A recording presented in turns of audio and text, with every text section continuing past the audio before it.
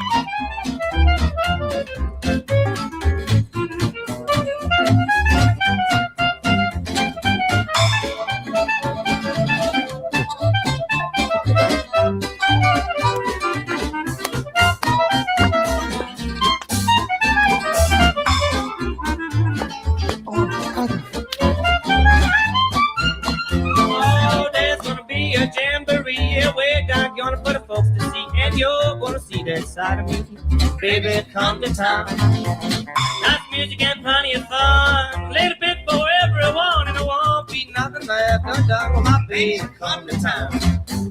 That playing a swinging through, yes, everyone got a lick of 2 or 3, everyone gonna swing and play all night long till the break of day. When I whiskey, woman, wine and gin, we'll put a dance all night till it's a sin. But all give out, my baby, come to town.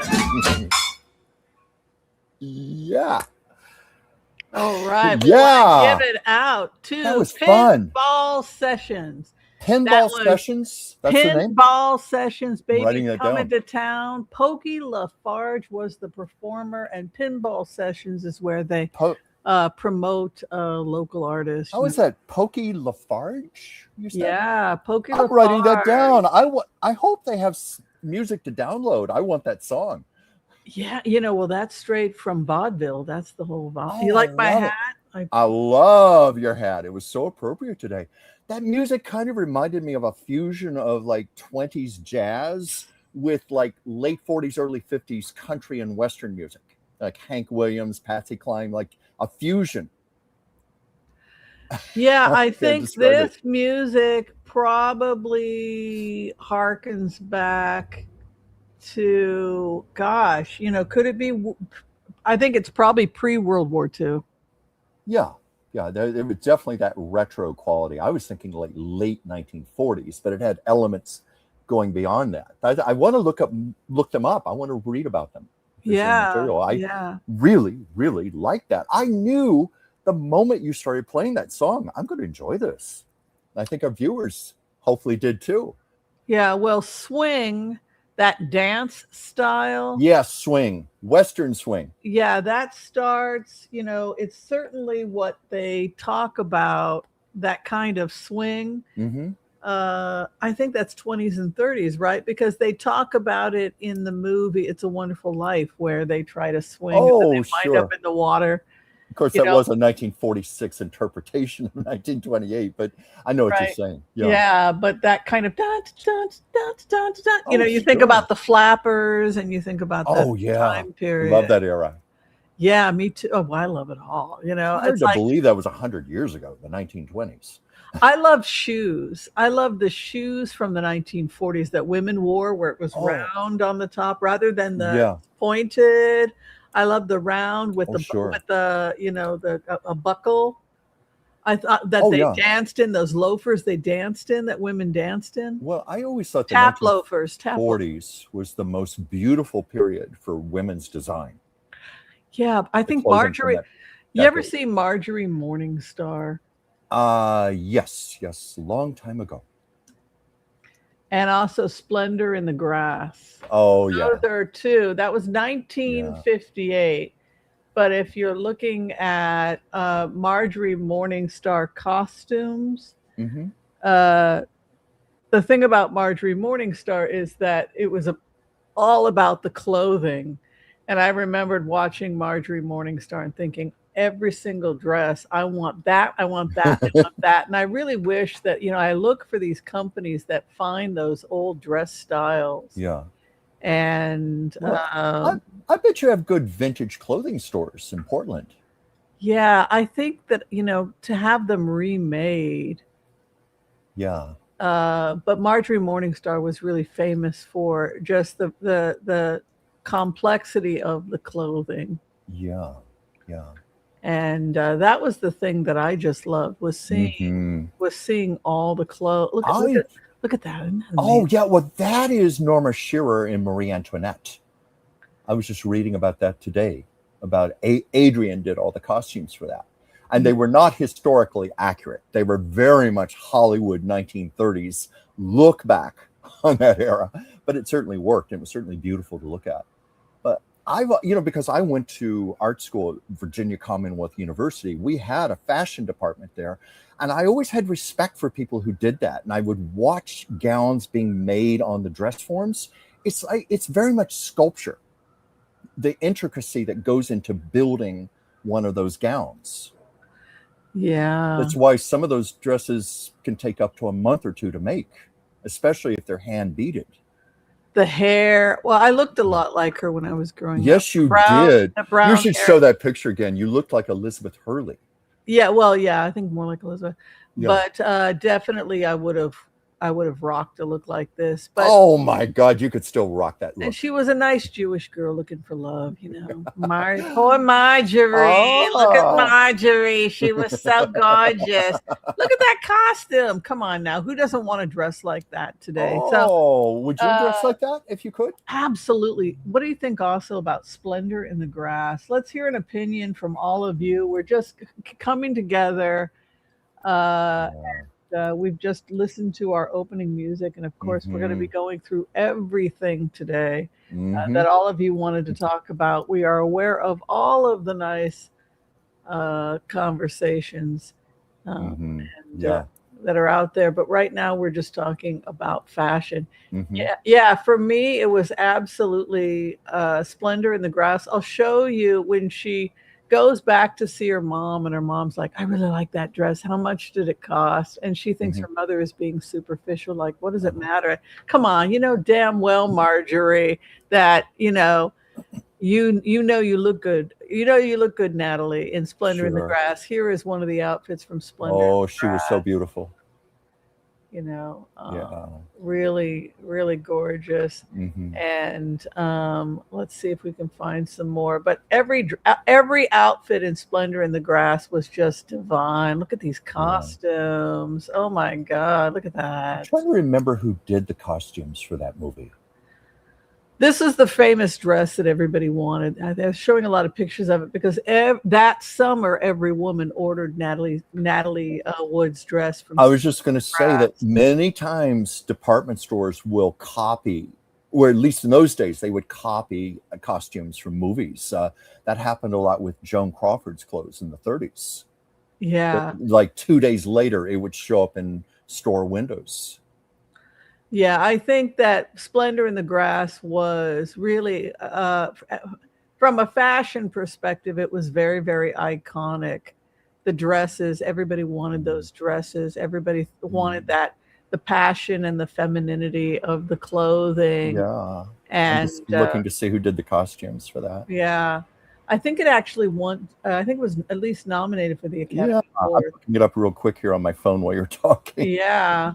See if I can get this information here. Of course, one of our viewers could probably tell us. But adore this dress. Yeah, everybody talks about that dress. That was the dress that there were a couple of them that everybody wanted from that movie. Yeah. I mean, whoever the designer was. I'm trying to find the designer. Who people just were like, give me the dress. Designer, because it'd be nice to credit that designer since we're talking about them. Look at that. Oh my God. They were so beautiful. Look how beautiful they both were. Well, it's somebody I've never heard of in my life. It was a woman named Anna Hill Johnstone. Now, I thought it was going to be Edith Head or Givenchy or someone like that. But yeah, the costumes are iconic. Very much almost like another character in the movie, when you think about it. Much like a musical score can be like another character in the movie. She was a great actress. Oh, she was fabulous. Yeah. Fabulous. So I absolutely love her clothing. Well, we're going to go ahead and say hi to everybody. Thank you for being here. Unfortunately, the floor director is gone this week. So, but we do have plenty of your questions that you've submitted and are continuing to submit as we go along. Chuck, would you be so kind to say hi to everybody? I would love to. We have Gigi Pardo Lord here, Rockin' Pony Lady, Amherst, Tarot by Sharona, Nancy Potter Johnson, Colleen Rager, let's see, Claudia Garrett, I hope I said that right, Dab-P9J, scroll down here, The Sybil 5D, Red Rose-14E, trying to find, Kimberly Bly Fitpold, let's see, Jack Ling 2656, FSU 4031, Kaloa SF is here. And those are who we have thus far, and we're just grateful to have you here. It's our tribe of friends. Oh, lovely to see you. And of course, we'll keep saying hi to you guys as we go along. Indeed. Comment here. Okay. So we have from Red Rose-14E, the Anders sisters are my third cousins over all the years of their singing career. Maybe you met the Andrews sisters? I don't know. They never sang one sad song or one negative song. It was all upbeat. They said that was what America needed. And it's so true, because their peak was during the World War II era, where people very much needed morale lifting. You know, my mother used to play big band music all the time when I was growing up, and I used to listen to the Andrews sisters. I love them. From Kimberly Bly Fitpold, did you hear that Pam Bondi has records of Trump while she was in his administration? Can you throw some cards on it? We sure can. Let's go ahead. We'll do the empath prayer. Of course, if you'd like to receive a healing at this time, go ahead and give us your name or the name of the person that you would like us to pray for, and we will include them in our prayers as we bring in the empath prayer. We have a brief announcement before we get started. We would like to announce that we do have a winner for August for our Book of the Month Club. And the award goes to Sandra Doyle. Sandra Doyle, congratulations for August. You're the winner of our selection. We had a lot of submissions the last couple months, and we are trying to get through everybody. If we don't call your name and you've waited 6 months or even a year, please don't assume you didn't get selected. Chuck and I get a lot of submissions, and it may take a year before we get to your book. So just be patient. So Sandy Doyle, My Life at the Cemetery, It's Not as Dead as You Think. This came to the top of the books. When I know why. I select, I do try and take a minute to really look at the books and find out if it's going to be appropriate for our audience. But when I was looking at this one, and I found myself laughing, because I was sitting in a stack of books, because I go about, a couple times a month, and I go and I get our books and everything from the P.O. box. And I was sitting on the floor and I had opened this one, and I started laughing, and I had put it to the side. And that was, I think it was like 6 to 8 months ago. She didn't have to wait that long to get selected. But it is her biography of working in cemetery as a grief counselor. Wow. And she was seeing dead bodies. She was, according to the Torah, you guys might find this really interesting. And there's another reason why I selected this book for the month of August, because of all the subjects we're going to be covering from the month of August. Death, dying, immortality, the theories of quantum immortality, etc. That's the theme that I wanted to cover for August, as you know. We haven't been able to get to all those themes because news has been absolutely crazy. But been getting a lot into death and dying, near-death experiences, and then this gem showed up in our box about a person that's literally working there, and she's around all these dead people. And you know what's interesting is it says in the Torah that sometimes when you die, you're not going to know you're dead. And so you may walk about and like, why isn't anybody talking to me? What the hell's wrong with, hey, Jane, I'm talking to you. Like, what the hell's going on here? You may leave your house. You may be wandering the streets. And the reason why Jewish people say Kaddish for 7 days and why the rabbis are saying these prayers, it's the same as the Tibetan Book of the Dead, where they say, listen, Joe, here's the situation. We're praying because somebody needs to tell you you're dead. Okay, buddy. And we're here to support the process. So we're going to be saying Kaddish for the next 7 days in case you're like in shock. So you go back to your house and you see all these strange people in your house and they're all sitting on the floor praying. And it's just like, it's because you're dead, buddy. Right. So what would happen is, I think with Sandy, is she's counseling all these grief, and the person has just died, and she's got to get him in the ground. So what happens, according to the Torah, the person hovers around their body in a state of confusion. Often, eventually it dissipates, and they come to accept, I'm dead, and they're able to see the light and move on. But some people may be trapped because of guilt or emotional attachments to this dimension. And at that point, they become a hungry ghost. The most ancient stories of the hungry ghost come actually out of Africa. And when we study the ancient trade routes, you know, I'm always talking about trade routes because I am an anthropologist. Yes, you are. But much of early Chinese beliefs and Asian beliefs probably came from tribes out of Africa. I can believe that. Cradle of civilization. Yeah. Africa is very much about mysticism. Yeah. So we had the trade routes going into China. That was part of the Silk Road. And that was when Africa was able to bring its beliefs about worshiping water spirits, what came to be Shintoism. This idea of the natural forces looks a lot like what we see, say, out of Nigeria with the Yoruba and the idea of the Ifa, the various different Orisha or forces that are balancing life. So that's where they think it comes from. So that's very, very cool.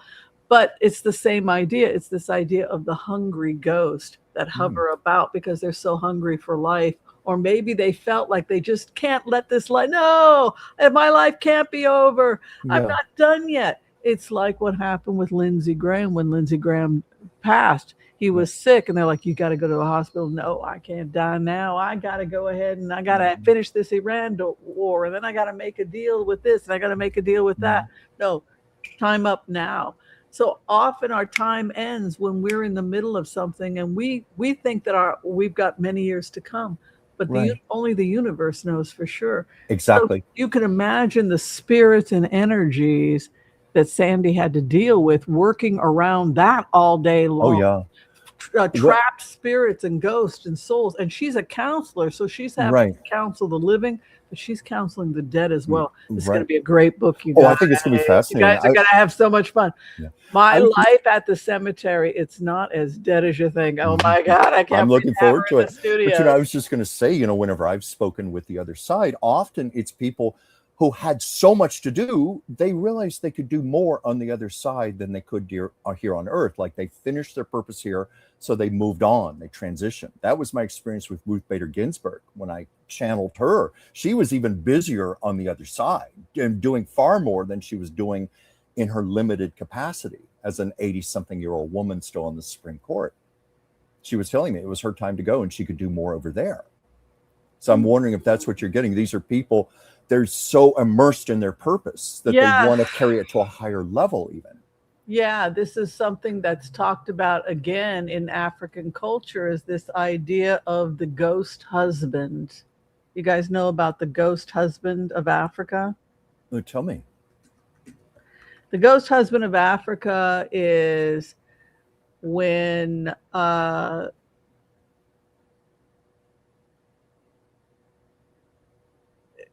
it's when somebody's a tradition of the ghost husband. It's a tradition where your husband dies and now he's a ghost, and so you have channels and people that are communicating that will come and say your husband is extremely unhappy, or she may go to court, and whether her husband is dead or not doesn't matter. You still have to listen to her husband. So if her husband says she is to be granted such and such lands or whatnot, say, for example, somebody doesn't want to honor her inheritance, she would go to a babalao, and they would channel her husband. So basically, the guy has to show up whether he's dead or not and make a statement to the tribe, and they have to honor. And so he is literally brought to the court, whether he is dead or not. Whoa. We're sorry, Joe. Not getting off the hook there, right? We're sorry to disturb your rest, but you got to come to court. And at that, and I think it's a really, isn't that, look at these beautiful Hobbit homes. I just want to live there. So, oh, that does look beautiful. Yeah. So say, for example, her husband dies. She wants to make sure her inheritance is taken care of. She wants to make sure she can remarry. They bring her husband to the court, and then a channel has to speak through him and say, yes, I want my wife to have this inheritance. No, I don't. And sometimes it becomes shocking where the husband will come, no, you were a horrible wife. And it's like, and then there's a huge fight that happens, and then they have to appease the ghost because the ghost is upset. I am not happy with my wife at all. Ooh. And here we have the shaman coming in and saying, I've communicated with him, and he's going to grant his wife divorce. So, and they may choose also to never marry. They may choose, my husband doesn't have a physical body, but he's still my husband. He's my ghost husband. And so in some cases, people may even get married to a man who has passed. And at that point, the groom, there's a wedding, but the groom is dead. Yeah. I wonder how much of this is just earthbound, people stuck in their own limited beliefs versus actually channeling legitimately. Yeah. Say, for example, your husband dies and you leave no heirs. Yeah. Or your fiance dies and leaves no heirs. You'll still follow through with the wedding ceremony, and you are still married to Joe. Yeah. And then you have to go to Joe's brother and say, I need some sperm. Yeah. And he will, I don't want to give it to you. What's in it for me? What's in it for you is that you're honoring your brother's household so that but I'm not going to get credit. They're not going to be my children. That's right. They're not going to be your children. You are a sperm donor for your brother. And this happens in the Bible also, where Tamara's husband doesn't want to give her a child, and so she has to go to her father-in-law Judah, and she has sex with Judah in order to have a child. Yeah, some have already pointed out it's a way to control women. Well, the woman is, in this case, the shamans are often women, and the person and the woman requesting it is, this woman is requesting, she is saying that this man died, but I am still married, and any children that are born from me will be his, because he is the spiritual father, even if he's not the biological father. And so what she's asking for is, she's asking for somebody biologically as a sperm donor so that her ghost husband can have children. And so what often happens is that the brother is the donor. And this causes tension because the brother doesn't want to be in the middle of this. He doesn't want to start having kids that he's not going to get credit for. And at that point, the tribe has to make a decision. Your brother died without children. You have a moral responsibility to continue his lineage. It feels so lower vibrational energy to me. There's something convoluted about this. Usually, when I'm channeling a loved one from the other side for someone in a private reading, I almost always get they want you to be happy. The feeling is, hey, I'm over here, I'm dead. You're there, you're alive. You need to be living in your joy and in your purpose, and I want you to go forward. I get that frequently. Right. But not this. Yeah, no, I don't think you understand what they're saying. Like if you look at the Bible, for example, right. Tamar marries a son. He dies. All right. Okay. She now has no offspring. Yeah. And so they didn't have surrogacy. They couldn't go and order sperm from in Santa Monica or Venice, where all the Venice beach bums donate their sperm. Right. This was how it was done. You had surrogacy, and that's how so compensate. This is really harkens back to compensation of surrogacy, like how to compensate a surrogate. In the case of Tamar, her dead husband's brother ejaculated outside of her, and that's where the legend is. You see, God struck him down for wasting his seed. No, God struck him down because he didn't honor his legacy to his brother of continuing. He didn't want to supply children to his ghost brother. Yeah. So that was ultimately what struck down Tamar's second husband. And then she was really in trouble. She's like, well, the first guy died, the second guy died. How am I going to have any kids? So she dressed up like a harlot, and she went and she seduced her father-in-law, and that was how because she wanted to have. She wanted to have a child from the house of Yehuda because it was a powerful lineage, and she wanted her children to be from the house of Yehuda. Right. And her great-great-grandson goes on to become, I believe, King David. Yeah. And Jesus. Interesting. Yeah, that's also one of Jesus' great-great-great-grandmother. Because Jesus was from the house of David, I think, on the matrilineal side. Isn't that cool as hell? That is cool. Yeah, and that also goes back to Africa, where people, I'm going to close my window. I had it open for my cat. But people could go back 70, 80, 90 generations. They know who their grandfather was, their great-grandfather, all the way back, because people would hold on to their lineages. Isn't that cool as hell? Yeah, certainly is interesting. And was that your tea kettle boiling, Whimsy? I thought I heard that in the background. Yeah. Yeah. Okay. So... leaving me right here. But what kind of tea are you having? Oh, I'm doing my carminative blend with black tea and milk. Like chai tea. You are a master herbalist. It's a chai tea. It's a handcrafted chai tea. So yeah. So to make a long story short, the dead hover about, and that's what this book is about. And I am stoked. Well, I'm going to be stoked to read this. I'm going to order it as soon as we get off the air. Yeah, absolutely great. So let's get into everything that is going on. Number one, what do you think the number one comment was? Well, where do we start? Caroline Leavitt, Max Miller? I leaked it to you early. I had 3 texts earlier today. Leavitt's gone. Yeah. That's like, I'm not so sure she's gone. I think she's just going to be behind the scenes.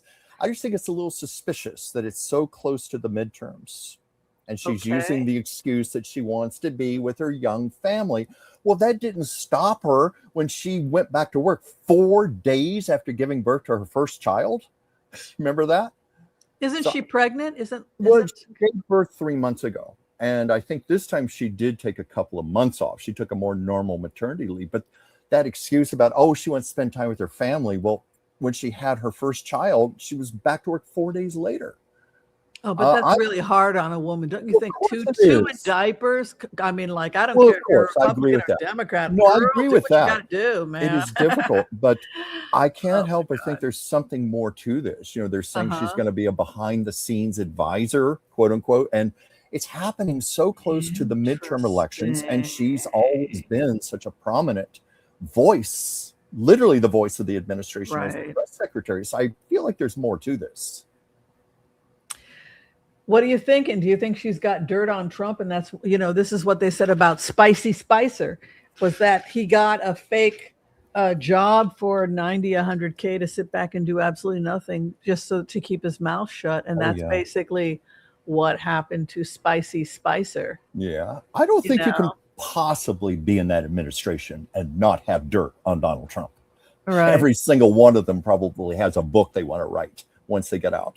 Right. Now, I don't think I've done the Empath's Prayer yet. No, you haven't yet. Okay, so let's go ahead. We'll bring it in. And of course, I'm sure people have left names of the people that they want us to pray for. So let's bring in the Empath's Prayer, and then we will blitz away. Okay. Thanks, everybody.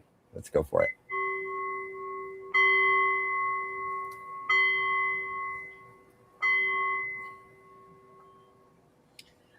Okay. I want to call on white light protection for myself and this community as we ask permission from Spirit to access the Akashic records. We call on our spirit guides and our good angels to be with us. Please give us the clarity and the wisdom that is needed to empower all of us on our journeys to make the best decisions for ourselves, our families, the planet, the people we love, but also to help those that we may have strife with. And together collectively as a community, we say Amen.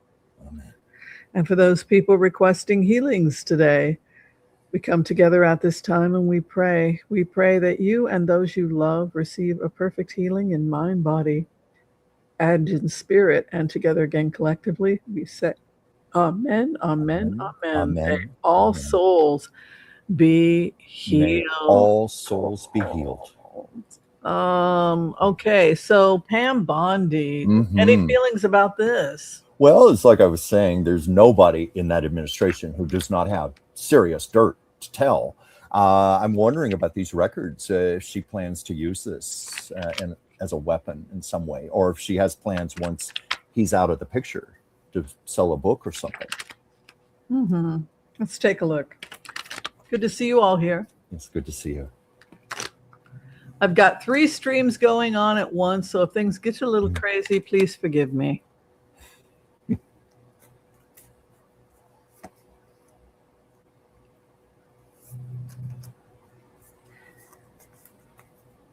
Yes, the answer is yes. She has secrets. Want to know how I know?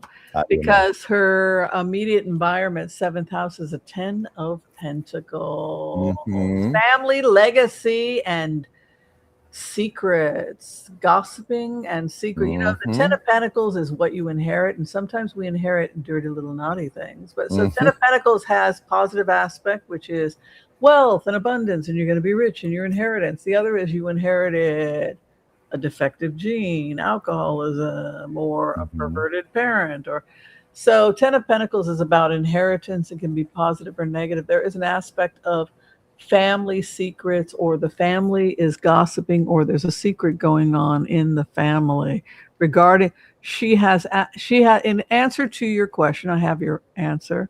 Pam Bondi has evidence or information regarding Trump's health which could be detrimental to him. I can tell you that because the House of Opposition is the Strength card, and it's a dirty little family secret over the issue of his health. She must have seen something. She's also feeling like it's time to get out. Like she has to get out now because of the feeling that shit's going to hit the fan soon. She must have had a heads up. This guy's losing it. This guy's losing his health. It's all going to fall apart in the next couple of months, and I'm getting out of here before this guy's complete U-turn, because 6 of Swords, like she slides out of there. But look at this, 5 of Wands is what they're heading towards. I think you said it right about the midterm. She wants out of there before the shit show of the midterms, because she already sees this guy's crashing. And we're talking about dog years when a person is this old. Every month they're aging. But, a 20-year-old ages very little between 20 and 21. But an 80-year-old ages a lot in 6 months to a year. And I think that she saw something regarding his health that caused her to take off. That's what I'm saying.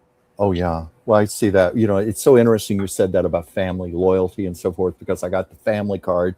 I think you just explained what that meant right there. But I got that she's very much about her own priorities. She's a woman of strong self-esteem, self-worth, very assured. As far as Trump goes, no surprise here, shame, shadow, more than just health. It's the whole kit and caboodle, all the shame, all the deceit, everything. She's cutting her losses right now while she can. She sees this as loss.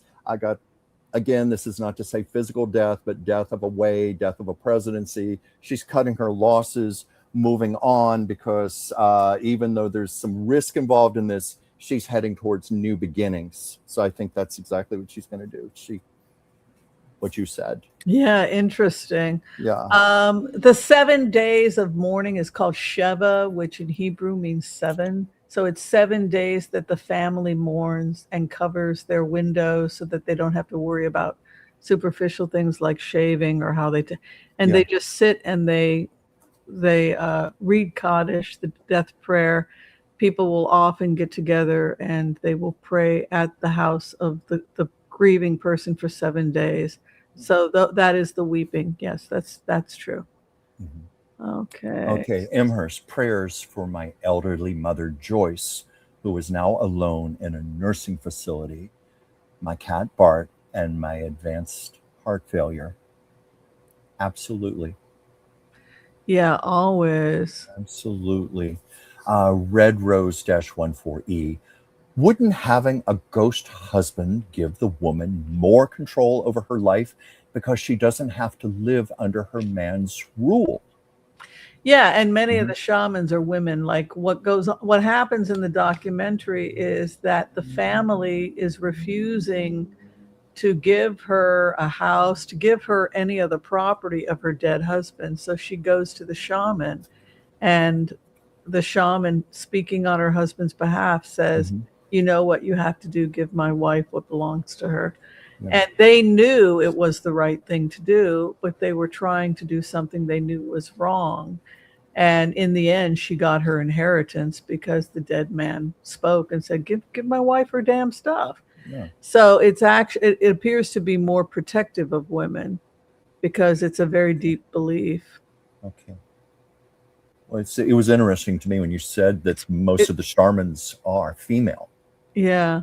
Well, these are the African traditions that we see in the Bible that modern people may not understand. For example, the modern person reading the story in Genesis about Tamar's husband dying after he spills his seed don't understand the concept of surrogacy and that he would not be considered the father. There's no concept of a biological father in such a culture that we have in modern 21st century.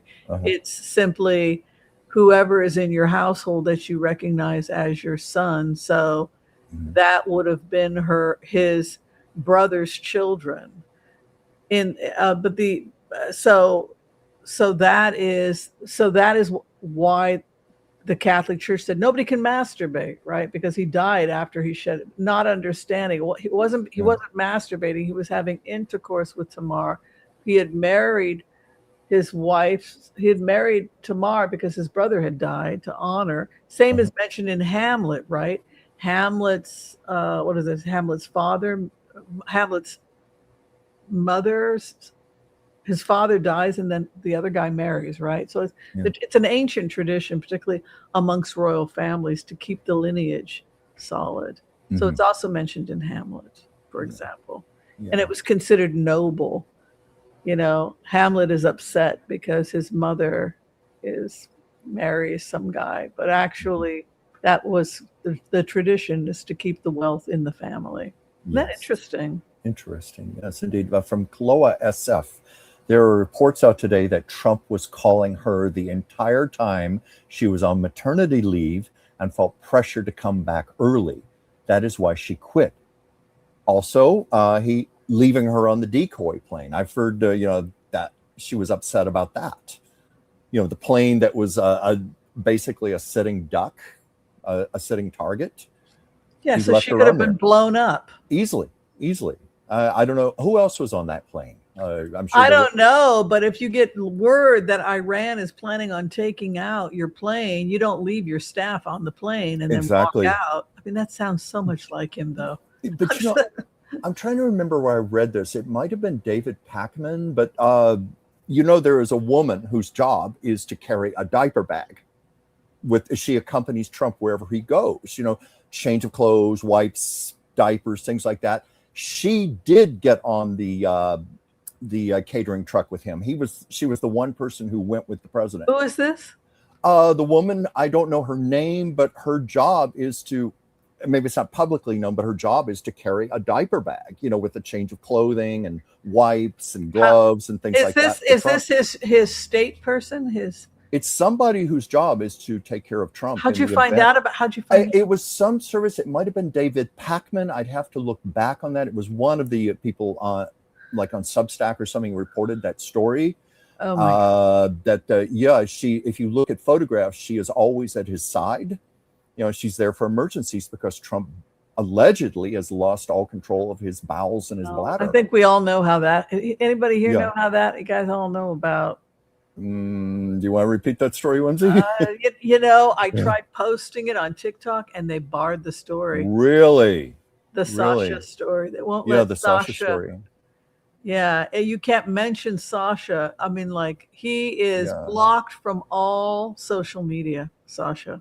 They've tried to silence. Interesting. But if there's nothing to it, why would you do that? Yeah, exactly. Oh, and also, as Kimberly Blythe-Fitpole just pointed out, there were reporters on the plane also. We know how Trump feels about reporters. Well, the man has no empathy for anyone. From Tricky Tree 8815, she quit 24 hours after Trump left her on the plane he abandoned in Turkey. The plane he left in a catering truck. Yeah. Okay, so what came out in the card reading was also a feeling that she had private information regarding his health, and maybe she felt like he was on a downward trajectory over the next couple months, and she wanted to get out before the shit hit the fan. That was the other thing that came out, which I think is really interesting. Yeah. From Amherst, would you mind reading on the Lindsay Clancy case trial in Massachusetts? All right. You know anything about this?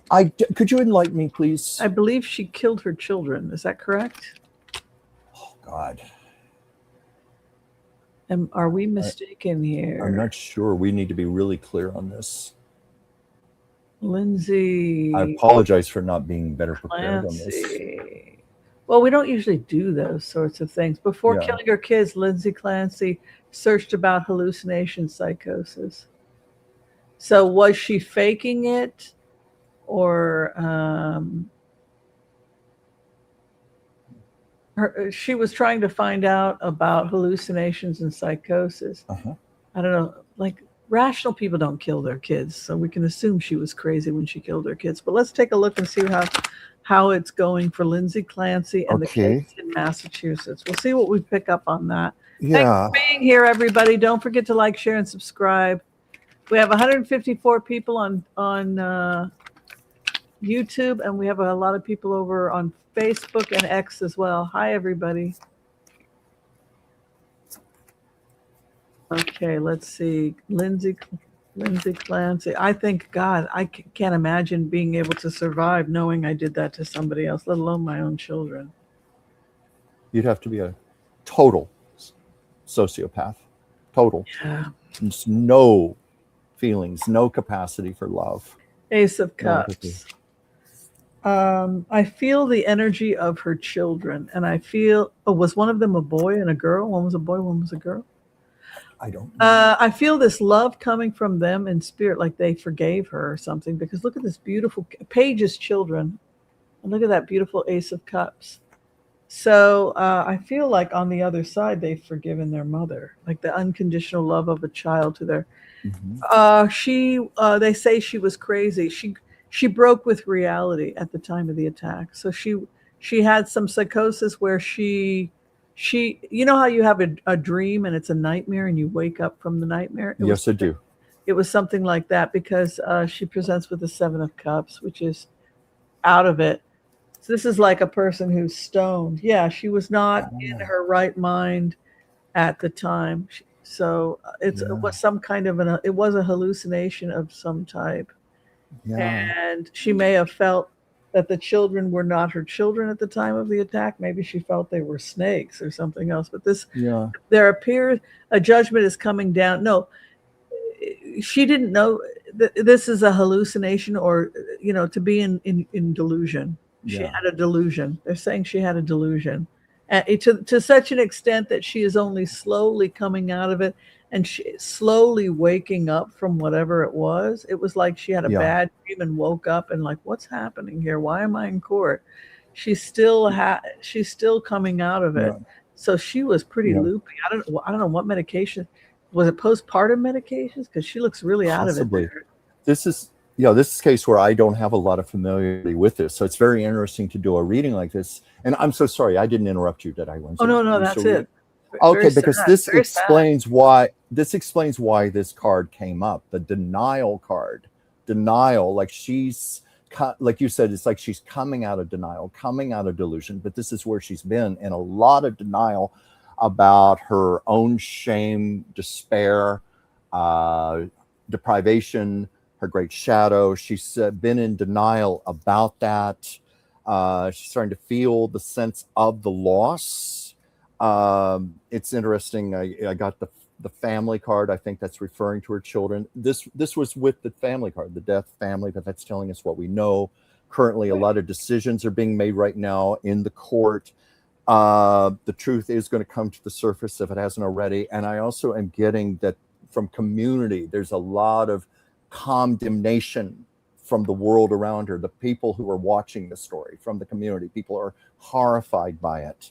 But I think the predominant thing was that denial card and the delusion she's been under. Mm-hmm.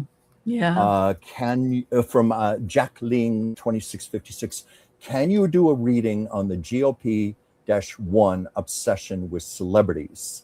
It's growing concerning looking at Ariana Grande and the Osbournes looking severely malnourished. Yeah. Okay. No. I think that, look, it's expensive to go to medical school, and by the time you graduate with by the time you finish your residency as a plastic surgeon, you probably owe about $500,000. Easily. So your job when you do become a plastic surgeon is to get as many stupid people under the knife as possible. Well, yeah. And to I'm prescribe as much shit and to get as many people there, because you owe $500,000 and your interest rate is 5.56%.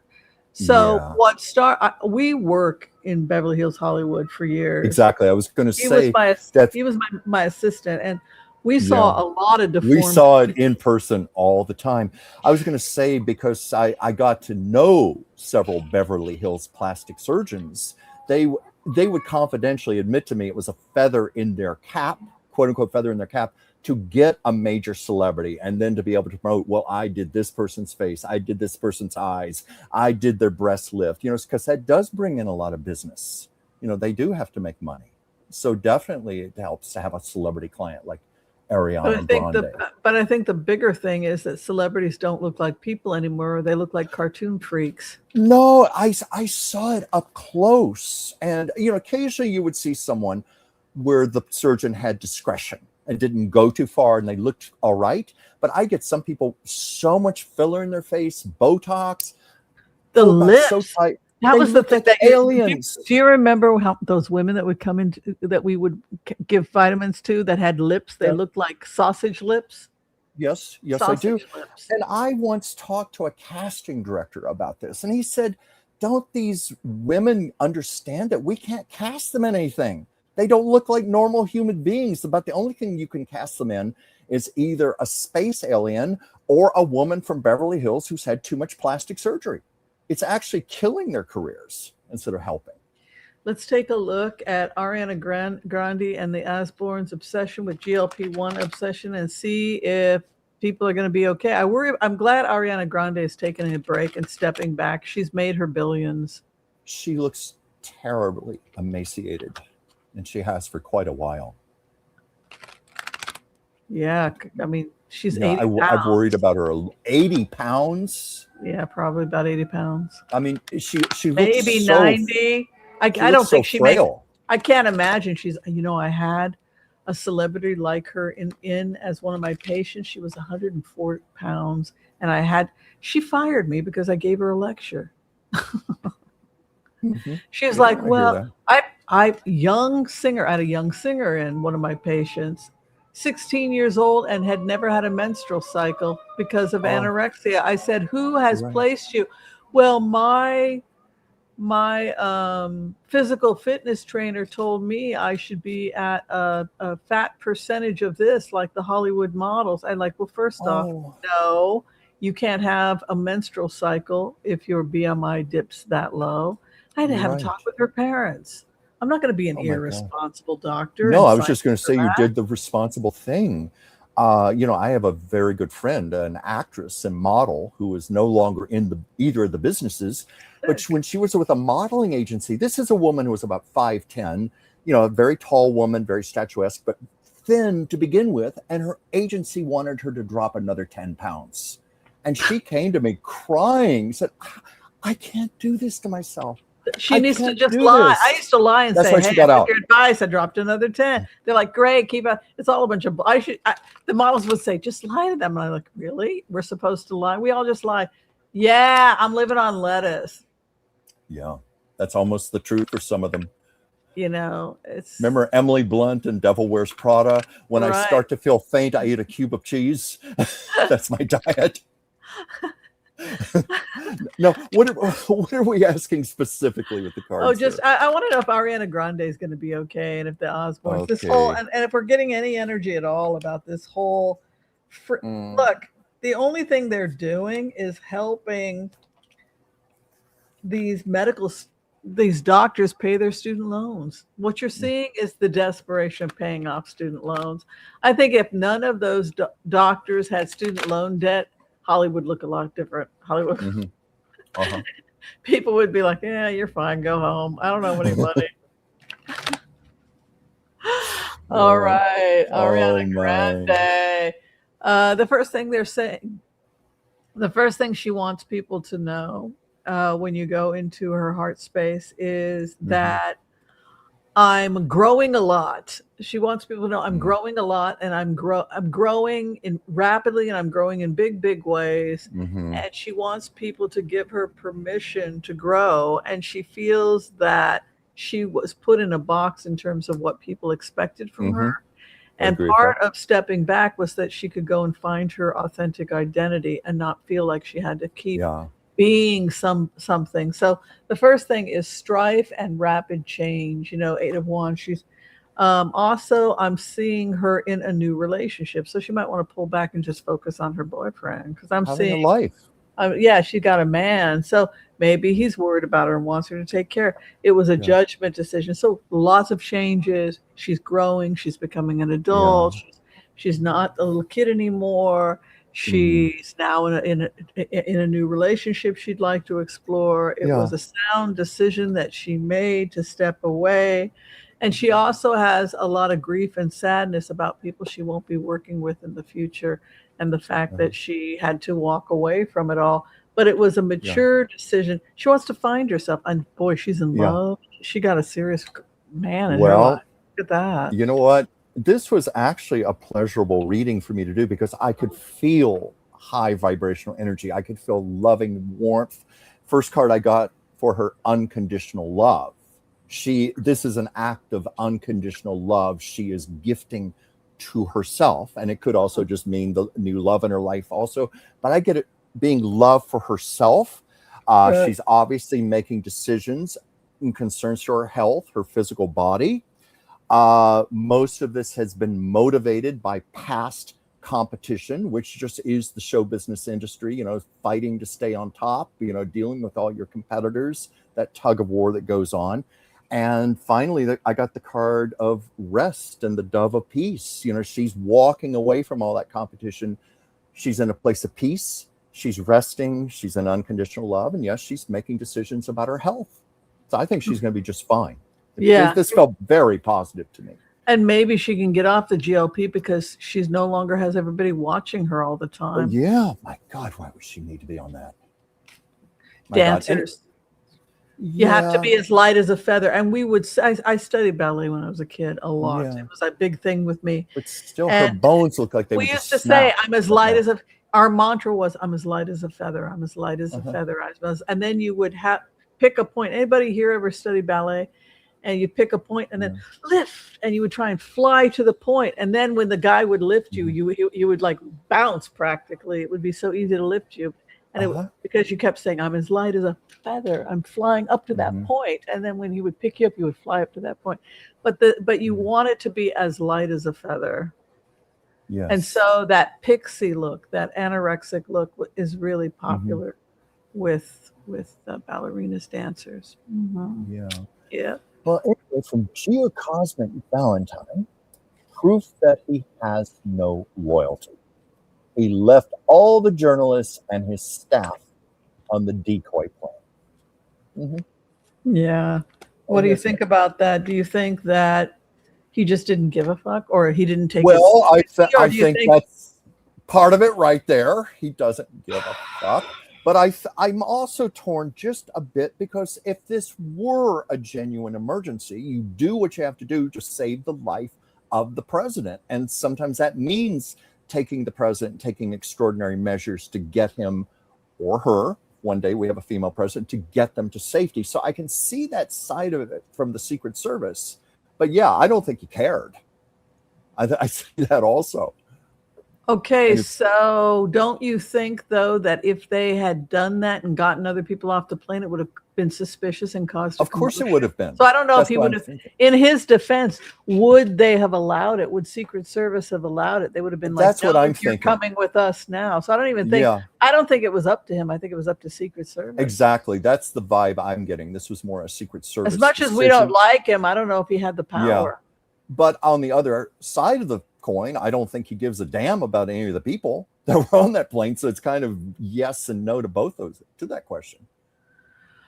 Do you feel, this was the other question, and I'll get to it. A lot of good questions coming from in. Kathy 7159. I had also heard that he has a caregiver that follows him around. Yes, that's the woman I was talking about. That was with the diaper bag. Well, I mean, basically a diaper bag, like a shoulder bag with, I understand it has a change of clothing, diapers, gloves, sanitary wipes, you name it. And she's by his side all the time now. In fact, I hear there are pictures where you can see her with him. I don't know if we could look up anything or not. Oh, wow. Teresa Watts Gash. I heard that Mara Rubio was also left on the decoy plane. Oh, my. I guess everybody was considered expendable. Paperback writer 123. She is claiming postpartum psychosis and not her fault. It's true. From what I saw, that's right. She was, it was like a dream. She's still not 100% awake. Yeah. God, what the hell are they? That's what I was getting with that. It's very dangerous. Somebody's depressed, postpartum depression. You start handing them drugs where the person thinks they're dreaming, and they begin hallucinating snakes, and they want. It looked like 7 of Cups. You're out of it. 7 of Cups. You are out of touch. Whimsy, as a doctor and as a woman, do you feel that postpartum depression is still vastly misunderstood and not diagnosed properly? It's very, very dangerous to just go handing somebody drugs postpartum because you're not acknowledging that there are things physically going on in their body that have to be acknowledged. Part of it is physical exhaustion, that a lot of the time it's women with irrational expectations, which is something that Brooke Shields talked about. Yes. When she talked about Down Came the Rain. Yeah, she was one of the first celebrities to really come forward with it.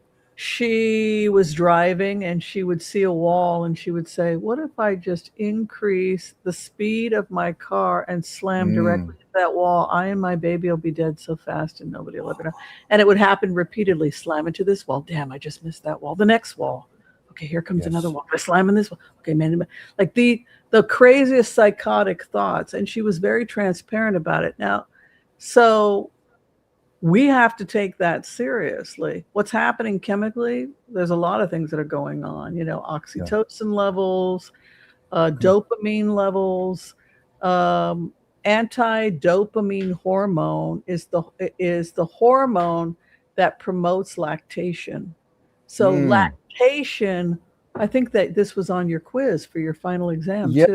You're reminding me of that. I remember when you had to take anti-dopamine. He took boards for his he got licensed, and I remember we went over that.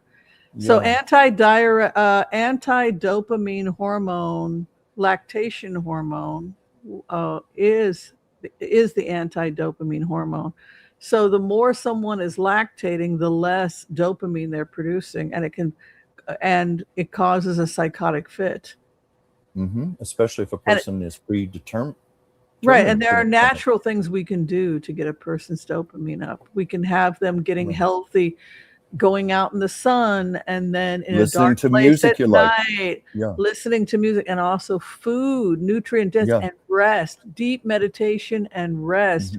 And you may want to give some gentle supplementation, but it's a really serious medical condition. And thank God Brooke Shields didn't hurt herself or her child. Jesus. It was quite brave of her to come forward the way she did, write a book when she talked about that, driving in the car, and then I'm going to just drive myself. I mean, like that, she just scared the hell out of me telling the damn story. But she was very brave. I know she took a lot of flack for it, famously from Tom Cruise of all people, if you remember all of that. Go shoot aliens. That's what she told him. Go fight aliens. Good You're for not her. in a position to tell me how to handle postpartum depression. From Imhurst, she tried to kill herself and is paralyzed from chest down. Yeah, that makes sense because she wasn't faking it. Right. I mean, people don't just kill their kids because they are having a rough Tuesday. It's a serious medical condition. Right. We don't like to take kids away from children, but I've also been in kids away from parents, but I've been in situations where we have to take the child away. Right. I feel so bad. I've been that in one case where the mother had to go to a psychiatric facility, and this is what happened to Carrie Fisher. Carrie Fisher had postpartum depression. She had her nervous breakdown, and then she had a moment of clarity, and she snapped out of her psychosis and said to her husband, "You need to take our child, and you need to take care of our child." And then she went back into her delusion, and that's amazing. I never knew that aspect of her story. Yeah, and she said when she went insane, when she went into this delusion, she said it was fantastic because she went to this beautiful futuristic city where there were flying cars and these amazing houses, and she was just off in this beautiful land of psychosis. And she said, it's terrifying to go insane. I'm going insane. I can't do this. I can't take care of my child. Right. She had a past history of drug problems. Her dopamine levels were probably all over the place. And then when you add to it having a child. So, but what she said was that going crazy is terrifying. But once you're crazy, you're not afraid anymore because you're there. Well, it also, I would imagine it becomes your normal in a way. Yeah. Yeah, she got accustomed to that. I'm rather touched by that because a friend of mine knew Carrie Fisher, and he said she was such a sweet, gentle, compassionate soul. Maggie Bresnahan, Lindsay Clancy was suffering from postpartum depression and was heavily medicated. I'm from Massachusetts. Very sad case. Yeah, very tragic. If we can learn anything about that, this is when naturopathic medicine and well-trained midwives can come in. And there are midwives that are very well-trained in postpartum, and they know how to get you through the hump with natural medicine. They know precisely what nutrition you need to be taking. Oh, yeah. And it doesn't have to be like this. But drugs are not, heavy-duty drugs are not always the answer. And unfortunately, for the case of Clancy, it caused a psychotic break. It made things worse. Very tragic. Yeah. That's a terrible story. Elizabeth Beck. Marco Rubio was left on plane. Also, Trump took Walt Nodding and the human printer, a human printer LADT. Is that? The guy called the human printer. The human printer. Who is called the human printer? I think he's a guy that carries around a thing and types out. And I think he has a photographic. Like a transcriber. Yeah, and I believe for the record, literally for the record. Yeah. Yeah, and I believe he's known to have a photographic memory, and he's called the human printer. Almost like a courtroom stenographer. I'm thinking someone who can just get it all down very. It's probably somebody. It's probably somebody with Asperger's who's living his best life. A guy with Asperger's. That's a way of putting it. Yeah. You said. Yeah. And you said. And you said. And you said. And you said. And you said. Well, everybody has a gift. Everybody has something to contribute to the world. I have Asperger's, and I'm living my best life. Yeah, that would be the perfect job, right? Yeah. Amherst, she was over-medicated and inappropriately medicated. Horrific, though. Yeah. Who's going to be blamed? Her or the doctors? Probably her, unfortunately. What's wrong with that from a power dynamic? Discuss it. What's wrong with that from a power dynamic? She's doing what her doctors told her exactly. to do. She was trusting her doctor. She was probably going to prison. Are they going to prison, or is she going to prison? It'd be interesting to see how this will be looked at. Because one of my cards I got was the truth card. Like, a lot of truth is going to come to the surface in this. That would be very interesting because it's not unprecedented. I'm thinking of the Michael Jackson case where the doctor or Matthew Perry's doctors, they all went to jail for a while. I really would like to see something. Yeah. But from Paperback Writer 123, is postpartum psychosis a real thing? Yeah. And absolutely. What causes it? Drops in dopamine and also other hormone shifts. Absolutely. It's a real thing. That's why I was asking you, as a woman and as a doctor, if you see this being misdiagnosed a lot, because it still seems to be very misunderstood. That was certainly the case with Brooke Shields. Well, in the case of Brooke, not just Brooke Shields, Oh, I know, not just her case, obviously. Many women. I suspect my own mother. Right. Let's go ahead and show you guys some images. You guys are asking some really great questions, by the way. I love it. All right, so we're going to look at some images to help you guys. So here is a feedback loop. This is Chuck remembers this because Chuck. Oh God! Chuck had to, this brings him back to when he went through. You had me eating, sleeping, and breathing. Right. But you're an incredible teacher. All right. So here are some of the hormones that are getting affected in postpartum depression. You can see the estrogen levels are all over the place. Ever had PMS? Multiply it by 100. Dear God. Like your hormones are all over the place. And then your anti-dopamine hormone, let me see if I can find here again, the lactation triggered by suckling and its effect on the hypothalamus producing anti-dopamine hormone, oxytocin. So the oxytocin gets released, makes you feel like you're in love, the prolactin, and then your dopamine levels begin to drop. And that's when you start to become depressed.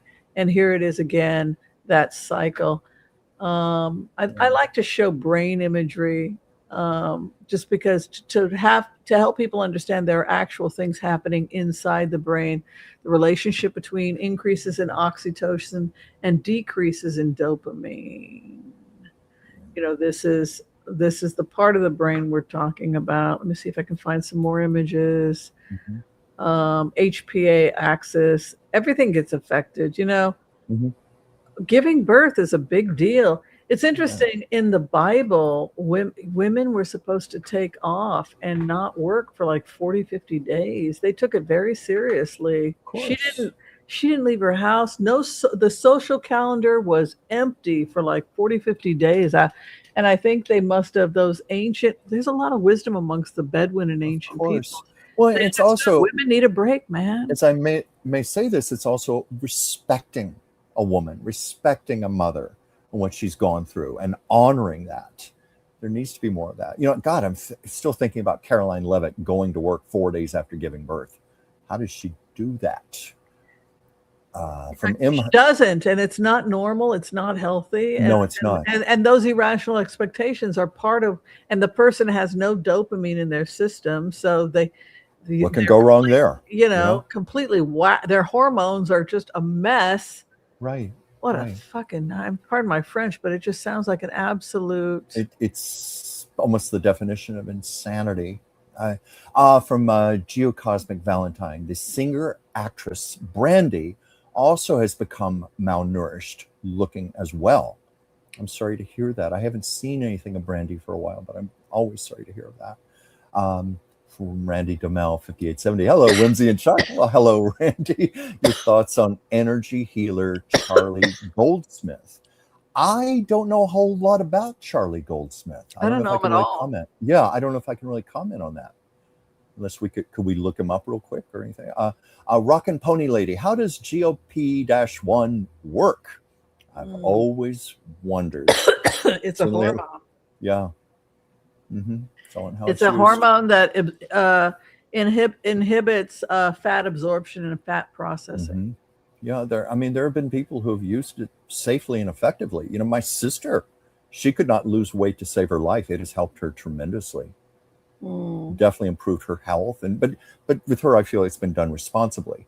I wonder how much abuse goes on with someone like Ariana Grande, who ends up looking that frail and emaciated. If your cells can't take in fat because they don't have adequate GLP, which is the hormone that tells your cells to take in fat, if that's blocked, what's going to happen to your cells? Any theories? Well, it just sounds like the cells are going to not be able to function normal anymore. I don't know of a better way of saying it than that. That's why you're a good physician's assistant. That's exactly right. So what happens is you wind up with that exhausted look, but also cells that are being starved of fat. Yeah. I see it in the face. Oh, I do too. But I'm thinking about things like even brain function. Very good. Your mood, your brain, how would you function? Over time, it's going to take a toll. Hormonal levels in the body. Anyway, we could go on and on with that. Kimberly, Ozempic is inhibiting fat absorption. Yeah, that's what we're talking about. Yeah, I know. That's how Whoopi Goldberg. GLP-1s, various different medications that are inhibiting the cell's ability to take up and process fat. That's how it works. Yeah. Emhurst, Rockin' Pony Lady, GLP-1 works by slowing how you digest food, so you feel full, but you also feel nauseous. Well, it slows down the food, but it also creates malabsorption and maldigestion. And so that's why you wind up with fat in the stool, or what's called steatorrhea, where the feces will float. I think that was also on your final exam. Yeah. So steatorrhea, why we look at your feces to find out if you're digesting your food properly. Yes. If your feces is floating, if you were to come to see Chuck and I in our office, one of the questions we ask is, we always ask about your digestion, because digestion begins in the gut. Right? Yeah, I was just going to say, all health issues seem to originate in the gut. Yeah. So if that's one of the questions that he and I would ask is, is your digestion, are there food particles, and does it float? And also the color, the smell, are there food particles? Does it float? What is your bowel movement complete? Yeah. How did you do on GI? I know. I'm trying to remember. I think you got 100%. It was GI. Pretty good, but as I said, I had an excellent teacher. You just had me eating. You did well on GI. His weakest was his strongest subject was urology, and your weakest was neurology.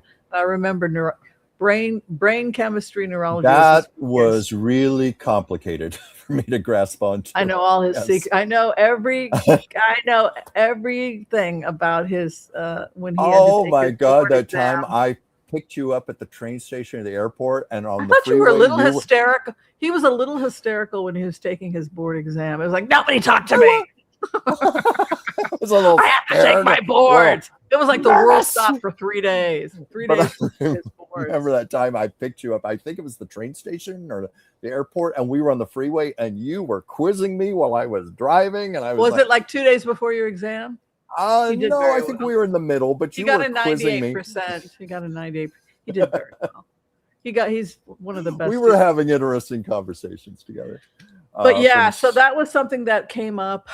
Diagnosis, exam, treatment, the section of your exam, which because we did ROS, your exam did the ROS. Digestion, one of the things that we focus on is just those key questions you're going to be asking somebody about digestion. So yes, diarrhea is bad news. If your feces is floating, that means you're not absorbing your food. The other problem with that, and this was also something that you and I talked about, Chuck, had to do with fat-soluble vitamins not being absorbed. Oh, yeah. Remember that? Oh, yeah. And sometimes you'd literally see them in the toilet bowl. Yeah. So that is the other concern. Yeah. You know, Sybil. Oh, my God. You and I had the same childhood. But you know what is weird? When I was 15 years old, I moved from Portland, where I was taking ballet classes. A couple times a week. I was taking all these dance classes. I took ballet, then I took jazz because they said I was too tall. And I took jazz. And they wouldn't let me go on point. So I got really depressed. And then I was like, to hell with it. I'm going to use my legs. And so I started taking jazz, and I got really good at jazz. And then I moved to Seattle when I was 15 years old. I never took another dance class again, and I don't even remember why. Isn't that weird? It's like I completely lost interest in it. Isn't that weird? You don't have any traumatic memories associated with it, like something you were being forced to do? No, I think I was given a guitar. I requested a guitar. Okay, so that became your for my new means of expression, artistic expression. I think it was my 15th. It was my 15th or 6th. No, it was my 15th birthday. Yeah. I got a guitar, and after I got that guitar, it was all about being Joan Baez, and so it was more that my hobbies changed. Yeah. But yeah. I'm surprised we never talked about this more, because I took jazz dance when I was in college, and I quickly discovered after a few months I had no talent for it. But it's just incredible how you I just remember I kick, and I just remember my legs would come up to here. Yeah.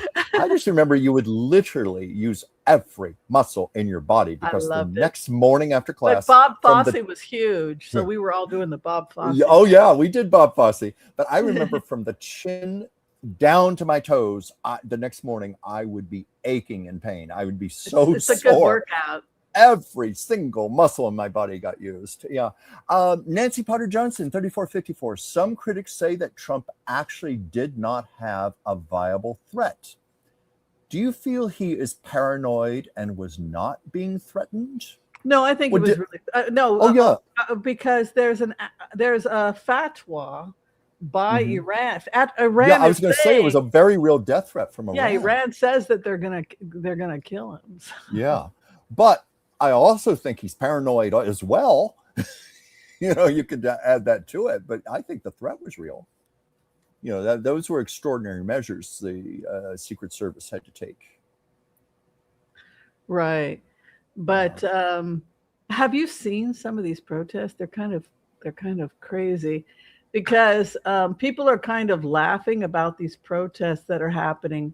These pro-Iranian protests, they're saying, we would like to if you assassinate Trump for us, we will give you $1 million. We will give you $500 if you go. Like, they're making these there are people who do it for free, frankly, but yeah. Well, I think but what people are saying is he's not a TikTok guy. He's the president of the United States. Yeah.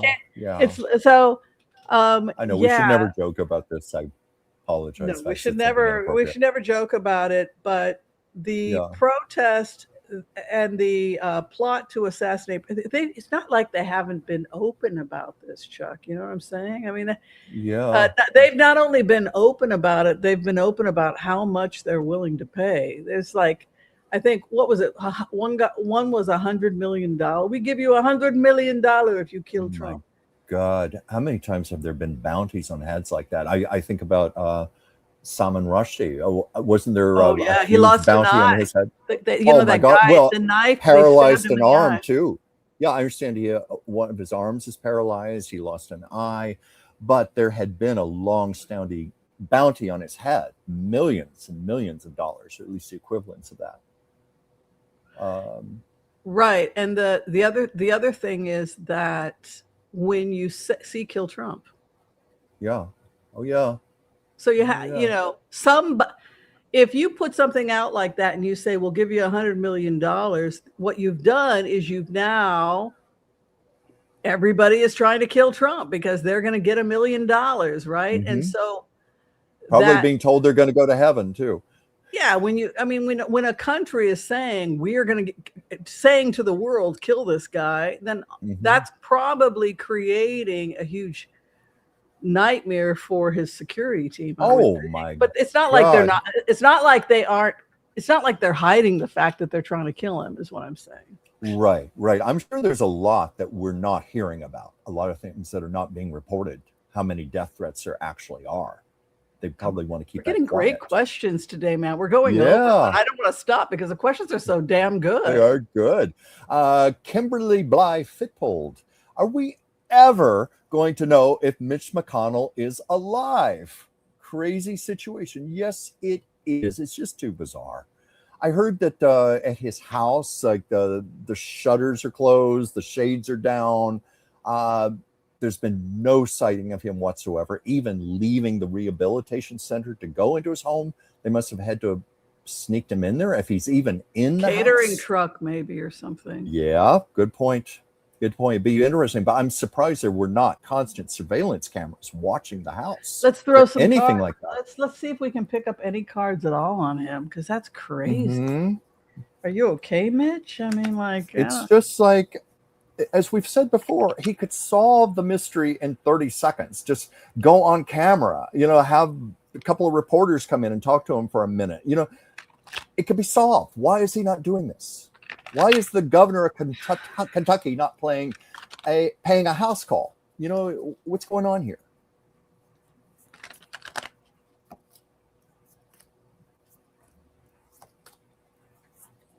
Oh, dear. It feels to me like it's hospice. Well, I don't want to say anything like that. I know we have to be very careful. Touch and go, 2 of Pentacles over his health. I don't know, you guys. Yeah. It's not looking too good. Also, this I just don't think this is good at all. No. It's not. His very rapid. Honestly, I think this is hospice. That's kind of my gut feeling about it. If he's even alive. Yeah. I know we're not supposed to say that, but yeah. We can't make predictions like that. I know we have to be very careful in what we say here, but there's obviously deprivation, shame, big shadow, lots of denial taking place right now. But truth is eventually going to come up. But this is the card that made me gasp a little. And again, it's not the card where I'm predicting anything, but I did get this card. I think that ties in a little with what you're saying with hospice and so forth. And again, not making a prediction. I'm just showing the card here. Came up. Wow. No, it's not good, but I think the truth has to come out sooner or later. How long can they hide this? It's absurd. Well, evidently for 3 months. Yes. And then those crazy AI pictures that fooled nobody. That's where he looked like he'd had a facelift in the hospital. Linda Z-19B. The human printer is Natalie Harp. Okay. Is that the woman? And not a guy, it's his young blonde. Is that the woman allegedly with the diaper bag? That's seen with him all the time in the photographs. She said there's nothing she won't do for him. Including, when you're changing a 80-year-old man's diaper.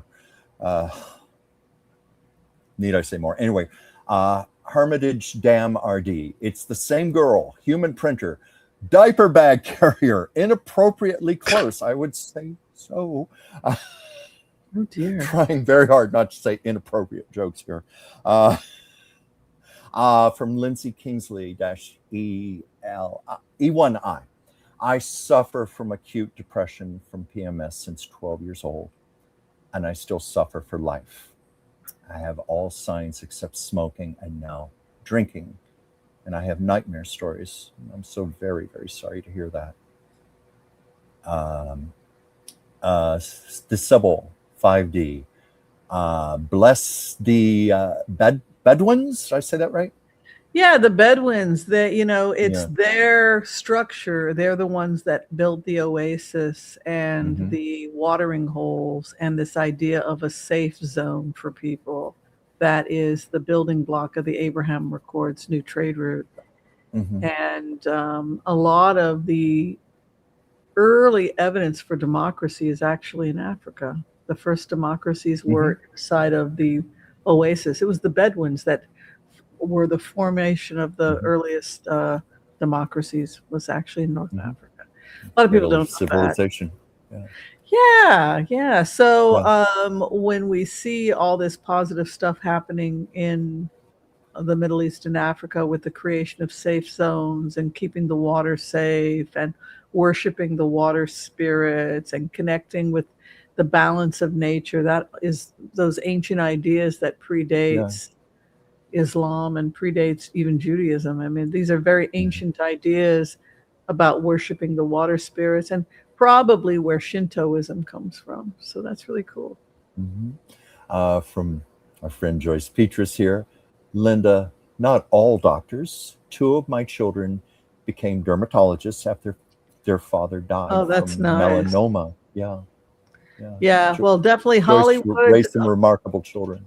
Yeah, well, Hollywood plastic surgeons are, Beverly Hills plastic surgeons, I think a lot of people feel like it just goes too far and it's just become a money thing. And the people, some people should not have 24 surgeries on their nose. No. Remember Michael Jackson? Supposedly his nose had decayed and he had to wear a prosthetic nose toward the end of his life. Yeah, that's unconscionable. Get your license revoked for that. Well, a doctor ended up killing him. I was going to say the big problem with Michael Jackson, giving somebody people wouldn't say no to him who should have. That's a problem when people get that powerful and that rich. If people say no, you just go to someone who will say yes. Geocosmic Valentine, Rosie, psychic investigator, said she was using GLP-1 and she ended up with a B12 deficiency. She said that she's just back to feeling like herself now. You want to talk about fat absorption, Chuck? Yeah, fat absorption, the being able to metabolize the B12, and of course there is a segment of the population that has difficulty metabolizing B12 to begin with. Usually need a methylized B12 for that reason. Linda Kingsley -E1I. Joy, I am glad your children got great help, but I have had troubles in upstate New York, New York City, and Las Vegas. And I can tell you most doctors are stupid on the subject of PMS and menopause. Dr. Whimsy? Well, hormones are interesting. You have ghrelin, for example. You have these different ghrelin is like when your stomach growls, your ghrelin goes up. And so the idea of giving these drugs that are going to suppress ghrelin, these drugs that are going to inhibit fat absorption or like Ozempic or slow down gastric emptying and or create satiation by inhibiting ghrelin, GLP-1s, all this stuff. There are natural remedies that are a lot less toxic. The Chinese, they just drink green tea.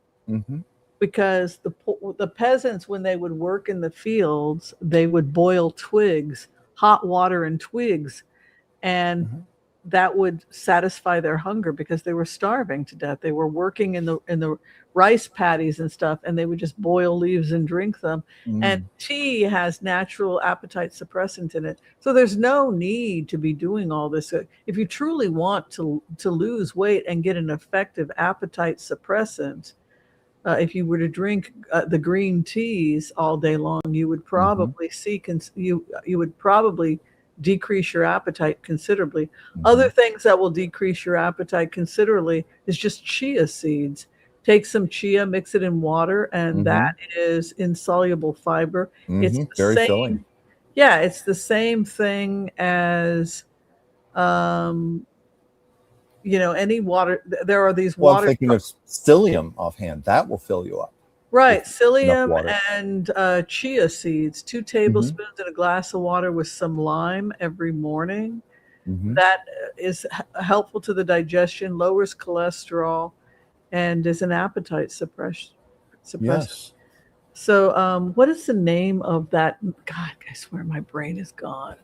But there are people that actually sell konjac and other water-soluble. They sell water-soluble fibers to help with appetite suppression, and people will decrease. You take that, and you're going to decrease your appetite. You're going to fill yourself up with that stuff, and then you're not going to be able to eat. PGX. PGX is basically the same thing as like if you were to have chia seeds in water. So again, people always want to have the most fantastical. Chuck and I do this for a living for like. Yeah, I was going to say, folks, make an appointment with the wonderful Dr. Whimsy, because you are a master herbalist. You create these custom teas for people. And I talk to your patients, as you know, and they tell me how well it works for them.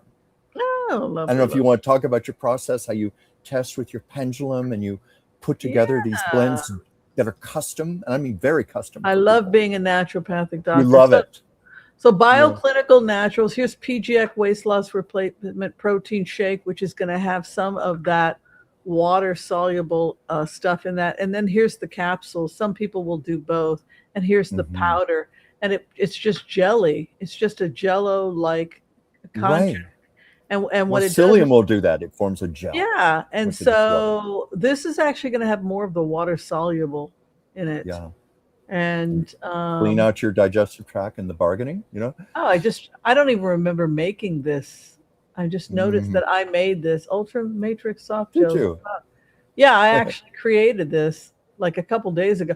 I've been so overworked, and I do a ton of things at once. But this is one of the things I prescribe if people don't. But you can get the same effect with chia and water. So if chia and water and green tea, if you do those two things, they're natural stuff, and you get your sugar down to 25 grams a day, you're probably not going to have a weight problem. Probably not. I mean, like, I'm not as skinny as I was at 18, but I don't think I want to be as skinny as I was at 18. You look great. Yeah, I'm normal. I'm normal. Yes, very normal. I enjoy my life, but having tea is going to be one of the best things you can do to suppress appetite. Yeah, it is. From Linda Kingsley -E1I, Joy, I am glad your children got great help, but I've had. Oh wait, I just read this, didn't I? I did. I just read that. Yeah. Okay, sorry about that. I just started reading it and this is familiar. Warrior Queen's Magic. If first instrument was a flute, then they sent me to dance. I modeled, did pageants. I'm assuming that pageants, then worked with my family in legal areas, learned a lot. Then got kicked TP study. Then got picked to study law. Now I am in a creative area. I know, it's great that we live so much longer than our ancestors. We get to have 4 or 5 careers. Yeah. Isn't it? People commonly are living in their 90s now. I mean, you've been an actor, you've been a physician's assistant, you've been an artist, you've had you've had a YouTube channel. I mean, you're doing it all. Personality, But it's like we reincarnate several times within the one lifetime we're already in. I can look at so many distinct you guys heard about this theory, lived. right? Was that that the body is being recycled, that instead of dying, they're just having you reincarnate your next incarnation in the same body. It often you may start off we used to only live 20, 30, 40 years. I know, because you and I have been in old cemeteries. You see it on the tombstones. Right. You start off early in life and you work as a waitress, and then you have your kids and you're supposed to die, but you don't die. You decide in your 30s, your next incarnation, you go back to school and you get a degree and you become a social worker. Now you're in your second life. Then you marry again. Now in this lifetime, you're a before you were a waitress with your first, now you're a social worker with your second. And then you have a third life. Then you decide you want to go into art, and you and your husband move to Vegas. So what happens is that people they're reinventing themselves multiple times. And I think it's really great, actually. I think it is too. I mean, I can look back on many stages of my life that bear no resemblance to each other. Each one is like a distinct compartmentalized life. Warrior Queen's Magic is giving the, what was that, OCE Gestapo 20 million for for electric gloves to torture humans. That's the thing with ICE, these you've heard about those gloves to shock people, claiming it's humane. We are in, I didn't read the rest. I don't know if I was supposed to, but I understand that there's supposed to be $20 million appropriated for ICE to have these special electronic gloves, and supposedly they're not supposed to be used for torture, to quote unquote mildly shock people. Yeah, right. I'm trying to build peace zones right now. Yes. Bring peace, love, and harmony. Yes. So I was meditating on what it is to be somebody who builds peace zones. Like, this is my shtick, right? Mm-hmm. And I think it's like creating a recipe for a perfect cake. When I think about the Anderson Oasis protocol, I think it's a perfect cake. It's like, oh my God, I created the perfect cake. Mm-hmm. And here is the perfect cake recipe. And so I give this perfect recipe to Bibi Netanyahu. Uh-huh. First, I give it to Netanyahu, and he takes a look at it. Mm-hmm. And he says, oh, that's an interesting cake. And he puts a pinch of cyanide into the cake, right? And he takes the pinch of cyanide and he mixes that into the cake. And then Trump says, well, let me take a look at the Anderson. And he removes some of his dirty diaper and he puts some of that into the cake. And then they say, hey, Elon, do you want to take a look at the cake? And then Elon takes a drunken piss into it. And then they mix it all up, they bake it, and they give it to you, and they say, well, that was a stupid idea. That's a terrible cake. I would think. The way you just described that, Whimsy, perfectly described, but repulsive at the same time. That's what it is. That's basically my life. There you go. No, what I'm learning is that if the psychopaths are in control of anything that they touch, no, it doesn't matter how great it is, they will fuck it up. Mm-hmm. Mm-hmm. Because they're psychopaths.